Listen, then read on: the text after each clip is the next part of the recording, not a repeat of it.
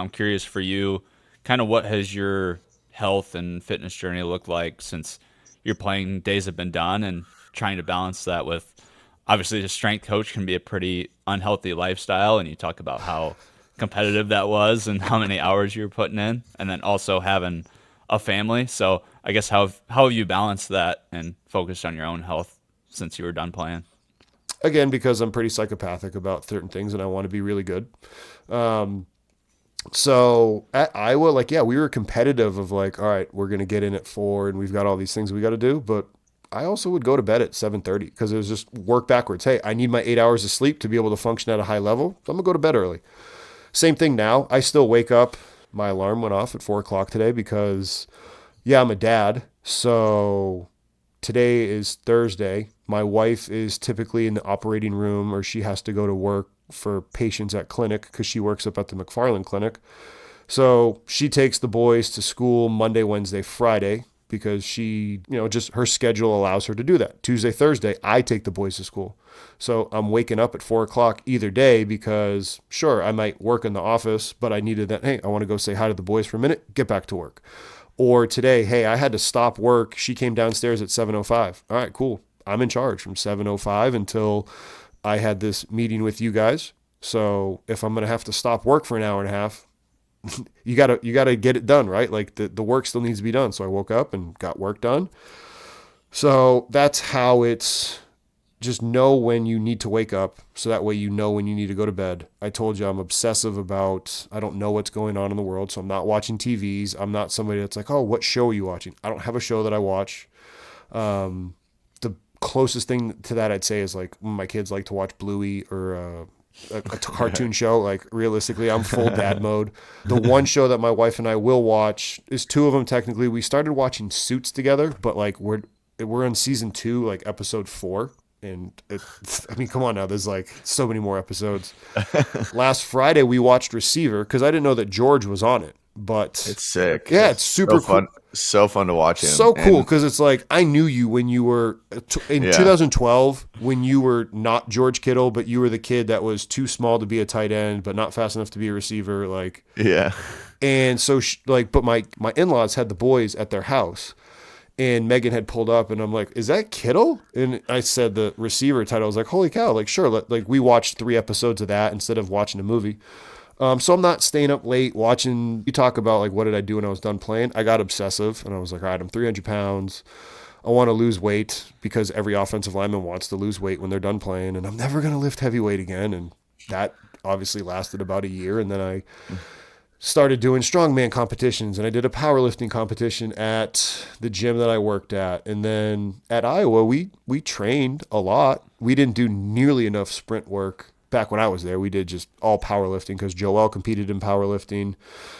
I started to compete in powerlifting just to bond with him because we were staff members. Then when you get to Towson, and I mean I was in charge of the same number of athletes, but I didn't have as much staff, so like I couldn't lift as heavy, and weren't always like doing a true powerlifting cycle anymore.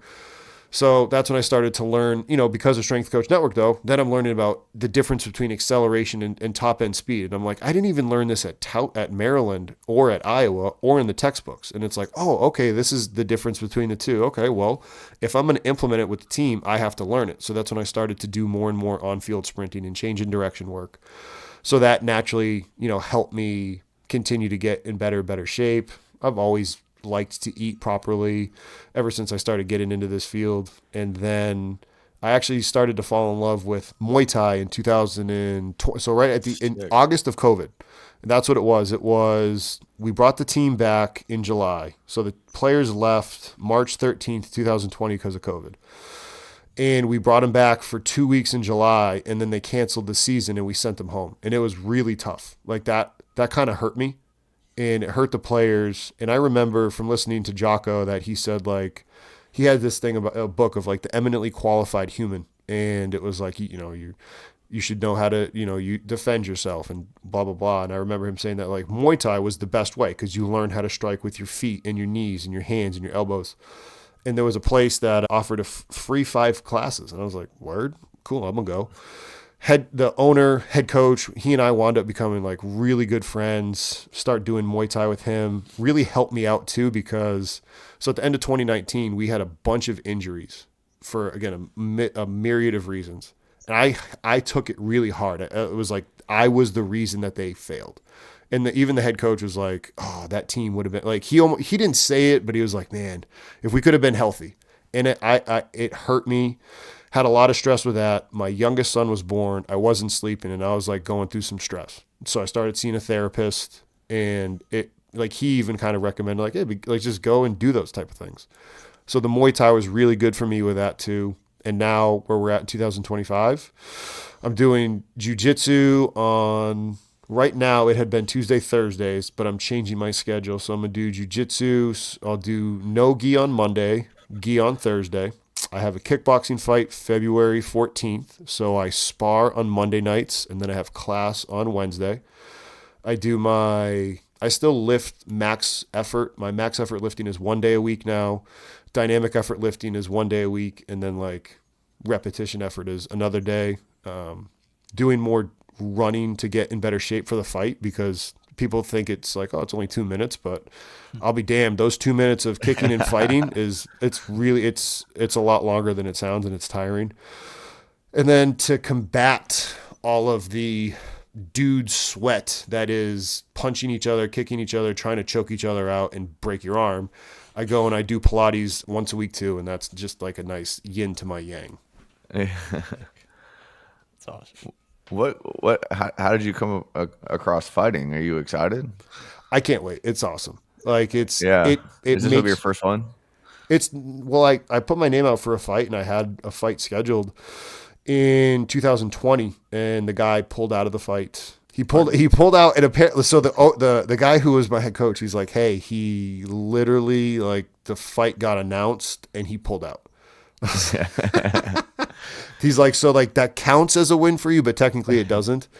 Um I'm really excited because it's made me better. Like if I didn't have the same reason why I did the powerlifting meets, right? Like if I Yeah. knew, so when I would bomb out or I didn't hit what I wanted on a squat or a bench or a deadlift, it gave me, okay, do this exercise in training to get better for it.